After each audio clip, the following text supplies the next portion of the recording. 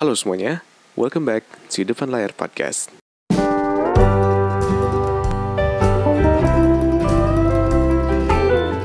Halo semuanya, balik lagi di Depan Layar Podcast. Apa kabar kalian semua hari ini? Gue doain semoga kalian semua baik aja. Gue doain semoga kerjaan kalian semua beres. Gue doain segala macam yang baik buat kalian. Gue thank you buat kalian semua yang udah dengerin podcast gue hari ini dan yang udah dengerin podcast gue sebelum-sebelumnya. Dan kalau misalkan lo mau dengerin podcast gue yang lainnya, lo bisa dengerin lewat YouTube, Spotify, Anchor, dan Apple Podcast. Dan gue juga thank you banget buat kalian semua. Thank you buat kalian semua yang udah nge-DM gue, nge-email gue, atau komen di podcast gue atau di YouTube gue gitu ya. Dan kalau misalkan lo mau donasiin buat podcast gue atau nge-support podcast gue, lo bisa donasi lewat Saweria yang udah gue kasih linknya di YouTube deskripsi di bawah atau di gambar QR code yang gue kasih di YouTube. Dan gue hari ini pengen bikin format baru. Kalau misalkan kalian lihat gue tiba-tiba pakai webcam, gue tiba-tiba masukin video gue, dan di hari ini gue pengen bikin format baru. Kenapa? Karena gini, gue tuh ngeliat statistik podcast gue gitu ya. Gue ngeliat statistik podcast gue di mana banyak banget orang-orang yang follow gue, yang nontonin podcast gue itu adalah dari YouTube gitu. Jadi kan YouTube itu kan platform di mana lu bisa nonton video, kan memang sebenarnya lu harus nonton video gitu bukan harus, tapi maksudnya memang platform untuk video gitu kan di YouTube. Dan itu tuh lebih banyak audiens di YouTube ketimbang di di podcast gue yang lain, kayak misalkan di Apple Podcast, di Spotify gitu. Itu tuh lebih kayak sedikit lah di sana tuh. Jadi gue mikir kayak gimana caranya gue bikin YouTube itu lebih menarik buat pendengar gue. Dan ternyata setelah 3 tahun gue bikin podcast, akhirnya gue dapet ide buat bikin kalian gak terlalu bosen sama di YouTube gue. Dan gue ngeliat ada 50% cewek yang dengerin podcast gue dan 50%-nya cowok gitu. Jadi ya buat cowok mungkin atau siapapun yang bosen ngeliat gue ngomong doang di YouTube gitu ya. Jadi gue kasih gue kan orang itu sering main game gitu ya. Jadi gue pengen kayak gue masukin aja gue lagi main game gitu di sini, tapi gue tetap ngobrol, tetap kayak biasa aja. Jadi kalau misalkan lo lagi gabut gitu ya, lo bisa sambil dengerin gue sambil main game, ngeliat gue main game gitu ya. Atau misalkan lo lagi kerja atau lo lagi sibuk, lo lagi pengen tiduran atau gimana, lo bisa dengerin suara gue aja gitu kan. Jadi si konten gue yang sekarang, si podcast gue yang sekarang itu bisa ngambil dua tipe orang yang pengen sambil nonton videonya, sama tipe orang yang pengen dengerin suaranya doang gitu kan. Jadi ya gimana ya, kayak misalkan masalahnya kan kayak lu cuma ngeliatin gambar judul gue doang di YouTube itu kan kayak ya bosen gitu kan. Jadi akhirnya gue kasih gue sambil main game gitu biar ada kerjaan lah kalian kalau misalkan lagi gabut itu sambil nonton gue aja gitu. Nah jadi di hari ini tuh kita bakal balik lagi ke konten kamu tahu nggak.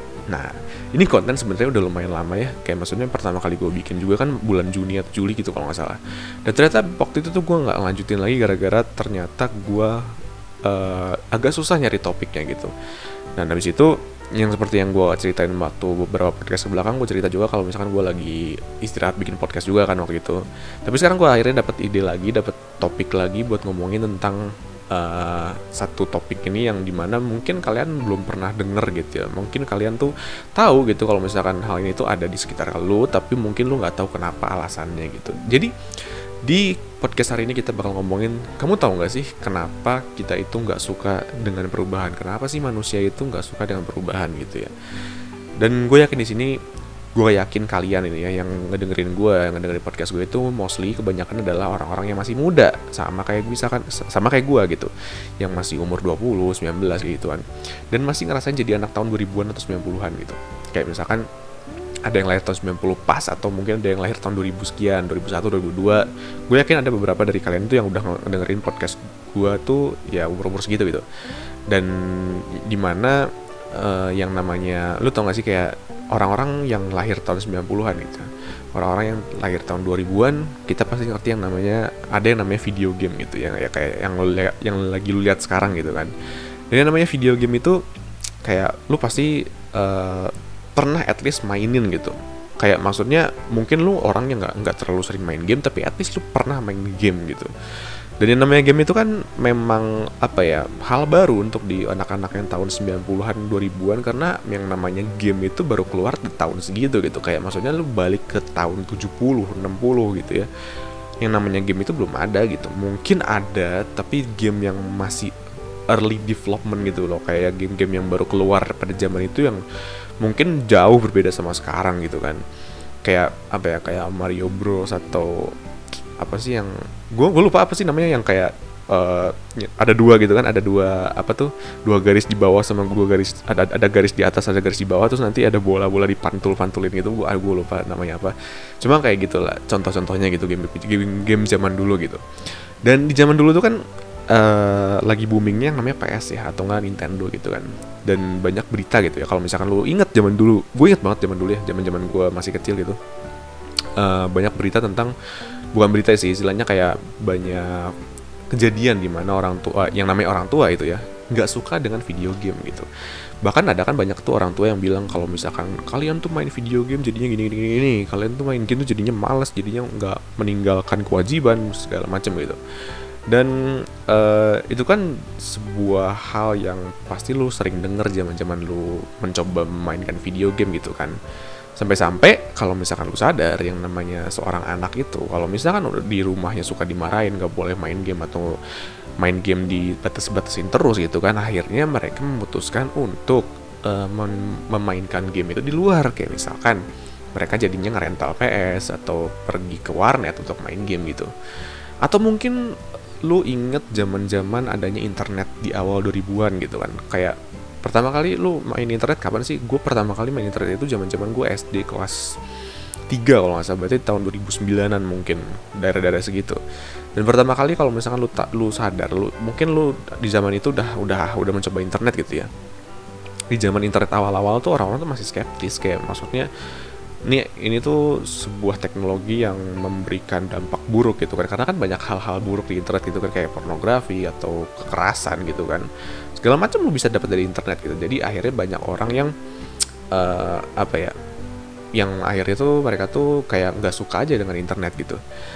Tapi kalau misalkan lu sadar gitu ya, dari dua contoh yang tadi gua kasih, dari game di zaman dulu sama internet di zaman dulu, dua-duanya sekarang malah jadi sesuatu yang lu tuh nggak bisa hidup tanpa itu gitu. Mostly ya, kebanyakan orang nggak bisa hidup tanpa dua hal itu. Yang pertama, orang tuh nggak susah untuk keluar dari yang namanya kecanduan main game. Dan yang kedua, semua orang itu perlu yang namanya internet zaman sekarang gitu kan. Meskipun dari zaman dulu tuh punya tantangannya sendirilah dalam berkembang gitu kan di zaman dulu gitu. Nah, kalau lu sadar pasti banyak perubahan di sekitar lu. Kalau misalkan lu sadar, contoh misalkan nggak cuma teknologi doang ya, contohnya misalkan sisi keluarga lu, atau nggak politik, atau nggak pertemanan, atau nggak lingkungan sekolah atau kerja atau kuliah gitu. Kayak misalkan kalau misalkan keluarga, mungkin lu punya keluarga yang dulunya dekat sama lu, terus tiba-tiba lu mulai nggak dekat sama dia. Atau mungkin lu punya temen, misalkan lu punya temen yang dia tuh awal itu suka banget main sama lu, atau mungkin hampir tiap hari lu ketemu dia. Lama-lama dia mulai berubah dan akhirnya dia mulai kayak mungkin jadi kayak orang yang nggak kenal lagi sama lo gitu misalkan. Atau mungkin politik paling gampang gitu kan, yang mungkin zaman 2008 SBY kalau nggak salah, Pak SBY, mungkin lo tidak merasakan intensitas yang panasnya tuh seperti zaman kemarin waktu Jokowi gitu kan, Pak Jokowi gitu. Ya itu kan lumayan panas kan si politiknya gitu, lumayan adrenalin lah istilahnya gitu, sampai ada banyak kejadian gitu kan, dan segala macam lah, lingkungan apapun itu kan pasti ada yang namanya perubahan itu kan di dalam hidup lo gitu. Nah, dari contoh-contoh yang tadi yang gue ceritain tentang video game, tentang internet segala macam, mungkin lu sadar satu hal, kalau misalkan kita yang namanya manusia gitu ya, kita tuh paling nggak suka sama yang namanya perubahan. Bukan nggak suka, mungkin ya mostly kebanyakan orang tuh nggak suka gitu, nggak suka dan sulit untuk beradaptasi dengan yang namanya perubahan, gitu. Karena kenapa? Karena ya yang namanya perubahan itu kan kayak apa ya? Kayak lu bayangin aja gitu, lu melakukan satu atau dua hal yang lu terus lakukan setiap harinya gitu misalkan ya. Tapi ujung-ujungnya kayak apa ya? Ujung-ujungnya kayak tiba-tiba lu harus berubah aja gitu. Lu harus melakukan sesuatu yang berbeda dari sebelumnya gitu. Nah, bukan konten, kamu tahu nggak, kalau misalkan gue nggak nyeritain dari sisi scientificnya, kalau ini bukan konten yang pure dari opini gue doang, karena yang namanya konten kamu tahu nggak itu harus berdasarkan penelitian juga harus berdasarkan ada yang meneliti dan ternyata kenapa sih alasannya yang namanya manusia itu nggak suka berubah gitu. Dan akhirnya ketika gue searching di internet, akhirnya gue menemukan 4 faktor kenapa yang namanya manusia itu nggak suka perubahan. Berdasarkan penelitian dari Kotter and Schlesinger. Kalau misalkan gue salah sebutnya tolong dikoreksi ya. Jadi ini penelitian dari Kotter and Schlesinger tuh dari tahun 1979. Ya udah beberapa puluh tahun lalu gitu ya. Yang dimana pertama itu, ini gue sebutin dulu ya. Jadi orang-orang tuh nggak suka perubahan itu yang pertama karena mereka itu takut kehilangan sesuatu yang berharga. Terus gagal memahami perubahan. Yang ketiga percaya bahwa perubahan tidak masuk akal. Dan yang terakhir itu memiliki toleransi rendah terhadap perubahan. Kita jelasin satu-satu, ini menurut pandangan gue aja. Yang pertama, mereka takut kehilangan sesuatu yang berharga. Contohnya seperti apa tadi yang gue bilang. Contohnya kayak misalkan lo itu sering melakukan sesatu dua hal yang lo lakukan setiap harinya. Contohnya apa? Contohnya misalkan lu punya temen gitu ya, lu punya temen yang hampir setiap hari lu ketemu gitu, dan akhirnya temen itu punya teman baru yang menurut dia lebih asik daripada lu gitu, dan lu itu kan merupakan sebuah perubahan di lingkungan lu kan, jadi ada sesuatu yang berubah dari lu, dari kegiatan lu setiap hari, yaitu yang awalnya setiap hari ketemu sama si A, tiba-tiba si A punya teman baru, akhirnya lu ditinggalin gitu kan, dan itu kan berarti lu takut akan kehilangan sesuatu yang berharga, yaitu teman lu gitu. Yang sebenarnya menurut gua kayak maksudnya itu hak dia, ngerti gak sih, kayak hak dia untuk memilih dia tuh pengen berteman dengan siapa ya, meskipun kalian sudah melewati banyak hal gitu ya, meskipun lu berdua udah ngelewatin banyak banyak pengalaman, banyak memori gitu ya. Tapi kalau misalkan dia memilih untuk sama orang lain gitu ya itu out of your control gitu. Itu bukan sesuatu yang lu bisa halang-halangin lagi, karena kan semua orang bebas untuk memilih gitu kan. Terus yang kedua, berdasarkan si penelitiannya itu, dia bilang kalau misalkan yang namanya orang tuh takut yang namanya perubahan itu gara-gara gagal memahami perubahan. Ini gampang, contohnya misalkan kayak ojek online atau taksi konvensional misalkan. Ya mereka tuh kan kayak mereka tuh waktu dulu kan suka menghalang-halangi ojek online, kayak misalkan ada pangkalan yang melarang ojek online, terus kalau misalkan ada ojek online pasti dipukulin atau diapain lah, diancam gitu kan. Dan akhirnya ya itu kan karena mereka tuh gagal memahami si perubahannya itu, yang dimana mereka tuh gagal kalau misalkan yang namanya orang-orang gitu ya, publik gitu ya, mereka tuh yang lebih memilih ojek yang tersedia di mana aja gitu, yang ada di A, B, C gitu kan. Kayak maksudnya misalkan gue lagi ada di jalan A misalkan, terus abis itu gue pengen ke jalan B, gue nemuin ojek pangkalan, bisa. Tapi kalau misalkan lu pengen dari B ke D, ya itu kan lu harus at least kenal dekat sama si ojek pangkalannya, ini gak sih? Tapi kalau misalkan lu gak kenal dekat gimana? Itulah akhirnya muncul ojek online ini gitu, ojek online yang dimana lu itu mulai istilahnya ya lu mulai lebih fleksibel, si ojeknya itu nggak harus diam di satu tempat gitu kan. Dan ya ojek online juga lebih murah ya nggak sih, jauh lebih murah daripada ojek konvensional yang harus deal-dealan, nego-negoan sama si sopirnya gitu kan, sama si ojeknya gitu kan. Dan habis itu percaya bahwa perubahan itu tidak masuk akal. Contohnya kayak video game atau misalkan internet gitu, yang tadi gue ceritain di awal gitu ya kan. Pasti kan orang-orang awalnya pasti ngerasa kayak apa sih internet, buat baca berita, buat baca sesuatu kita punya surat, kita punya koran, kenapa kita punya TV, kenapa kita harus mencari sendiri gitu kan. Mungkin mereka nganggapnya itu tidak masuk akal gitu. Abis itu mungkin mereka orang-orang zaman dulu tidak merasa yang namanya video game itu penting gitu. Mereka tuh nganggap kalau video game itu buang-buang waktu doang, tidak masuk akal kan menurut mereka. Tapi ternyata di zaman sekarang semua orang punya internet, semua orang memiliki internet dan butuh internet untuk mengerjakan kerjaan mereka. Apalagi waktu lagi pandemi ini gitu kan, waktu lagi covid, habis itu lu harus kerja dari rumah, lu harus sekolah dari rumah, itu kan butuh internet. Terus yang namanya game itu kan, kalau misalkan lu tahu dari penelitian orang-orang kan, yang namanya game itu kan bisa membantu saraf kognitif ya kalau nggak salah. Dan ini gue belum cari sih di internet kenapa game itu punya manfaat, tapi intinya game itu zaman sekarang kan ya semua orang, siapa sih yang nggak main game gitu kan di zaman-zaman di orang-orang yang zaman sekarang gitu yang masih muda, tapi yang maksudnya yang umur 30 40 juga pasti main game lah. Kayak orang tua gue aja yang umurnya 50 aja masih main Candy Crush gitu kan kok. Dan menurut dia nggak ada sesuatu yang jelek gitu. Bahkan orang tua gue aja udah menganggap kalau misalkan gimana kalau dia tuh kayak ngasih saran ke gue itu kayak cobalah main game terus dapat cari duit dari game gitu. Jadi kayak dia tuh udah mulai menerima perubahan gitu kan. Sekarang aja kan udah banyak kayak e-sport gitu kan, udah kayak banyak turnamen game yang ngasilin duit dan jadi kebanggaan Indonesia gitu kan. Ya awalnya tidak masuk akal, tapi ujung-ujungnya lama-lama jadi masuk akal gitu kan.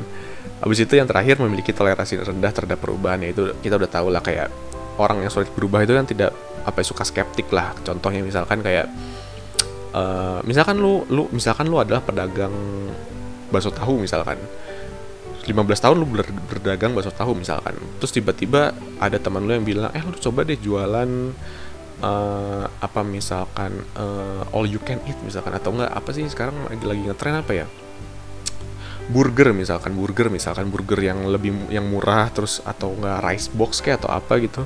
Terus lu skeptik aja, lu kayak ngerasa kayak enggak, gue nggak bisa, enggak, gue malas belajar lagi, atau enggak gue nggak tahu siapa yang bakal beli gitu.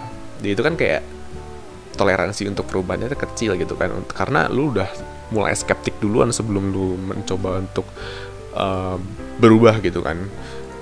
Jadi berdasarkan dari penelitian sama contoh yang tadi gitu ya, sekarang lu ngerti kan kalau misalkan yang namanya perubahan itu nggak bisa dihindarin gitu. Kayak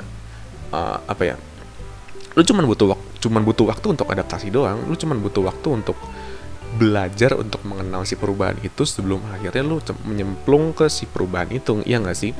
Kayak ya yang awalnya Gojek online dihajar gitu ya ujung-ujungnya kita juga pasti bakal pakai ojek online gitu kan, meskipun lu adalah seorang supir ojek gitu ya, tapi ujung-ujungnya lu lebih memilih ojek online karena lebih menguntungkan. Gue punya cerita dulu di mana ya, lu kalau orang Bandung lu tahu Jalan Merdeka dong. Gue pernah lagi nungguin ojek online di situ dan tiba-tiba ada ojek pangkalan. Itu tuh memang tempatnya ojek pangkalan gitu kan. Dan akhirnya si ojek pangkalan itu ngelihat gue lagi nungguin ojek online gitu. Dia nanya ke gue kayak, ojek katanya. Dan dia nawarin gue gitu kan, untuk naik ojek online, ojek konvensionalnya dia. Dan gue bilang, oh iya, ke arah rumah gue gitu. Gue sebutin alamat rumah gue, ke arah ini bukan. Terus dia kayak bingung gitu, kenapa, emang udah mesen nih? Dan ternyata gue baru sadar kalau itu tuh ojek konvensional gitu. Dan akhirnya gue kasih tahu kalau misalkan gue lagi mau nungguin ojek online. Ini tuh kejadiannya kalau nggak salah udah lama, 2016an kalau nggak salah, waktu awal-awal ojek online masih dipersekusi gitu ya. Dan akhirnya dia tuh ngerasa kayak, kenapa sih ternyata orang-orang tuh udah lebih memilih ojek online daripada ojek yang biasa gitu kan. Dan akhirnya gue mikir kayak dia tuh ngomong ke gue kayak, kalau gitu daftarnya di mana sih gitu. Gue kasih tahu kantornya di sini dan daftarnya tinggal daftar aja, terus bla bla bla gitu. Dan akhirnya si orang itu beberapa bulan kemudian dia udah mulai nggak ada di tempat yang gue suka nunggu ojek online itu. Mungkin antara dia memang sudah mencari kerjaan lain, atau mungkin dia memutuskan untuk ikut ojek online. Kalau misalkan dia memutuskan untuk ikut, berarti dia udah mulai menerima perubahan, dia udah mulai mentoleransi si perubahan itu gitu. Dan ya kan kayak lu lihat sendiri kan, kayak misalkan yang namanya perubahan lu nggak bisa hindarin gitu. Yang namanya perubahan pasti terjadi gitu. Dan sama kayak misalkan konten gue hari ini deh, yang awalnya cuman bikin podcast ngobrol doang, tiba-tiba gue kasih video gue sambil ngobrol dan lain-lain gitu kan. Ya karena gue pengen berubah gitu, gue pengen beradaptasi dengan dunia sekarang gitu, ngerti gak sih? Yang dimana orang suka main game juga, gue suka ngeliatin orang main game atau suka berinteraksi. Kayak gue bikin video juga karena gue yakin lu lebih suka ngobrol atau lebih suka lebih suka ngeliat orang cerita sama lu kalau misalkan eye to eye contact gitu, kayak face to face gitu, ada wujud mukanya gitu. Jadi biar ngerasa kayak, ini orang tuh gue tuh ngerasa deket sama si orang ini gitu, ketimbang kalau misalkan lu cuma dengerin suara gue doang, ya nggak sih? Dan itu tuh kan ya salah satu dari sebuah perubahan gitu. Jadi mau nggak mau yang namanya perubahan itu pasti terjadi di dunia kita. Kalau misalkan lu nggak pernah mau beradaptasi untuk sesuatu yang dinamakan perubahan, gue yakin lo pasti bakal mati. Menurut gue seperti itu. Nah, ini menurut gue kenapa manusia itu nggak suka yang namanya perubahan. Kalau misalkan gue ada salah dari penelitiannya atau dari sainsnya, mungkin lu bisa kasih koreksi gue, dan semoga kedepannya gue bakal terima koreksi dari lu dan gue bisa perbaikin kesalahan gue gitu. Jadi gimana menurut lu orang-orang yang atau manusia yang sulit banget buat berubah gitu? Menurut lu gimana? Apakah mereka orang yang bakal gagal selamanya atau gimana gitu? Gue pengen dapat opini dari kalian semua gitu. Jadi sampai sini aja podcast Depan Layar hari ini. Semoga kalian suka sama podcast hari ini, dan ya next podcast kita bakal pakai format yang sama ya. Kita bakal pakai format dimana gue pakai video dan ada video selain-lainnya blah. Jadi gitu, sampai ketemu lagi di podcast Depan Layar selanjutnya. Gue Joshua dan goodbye.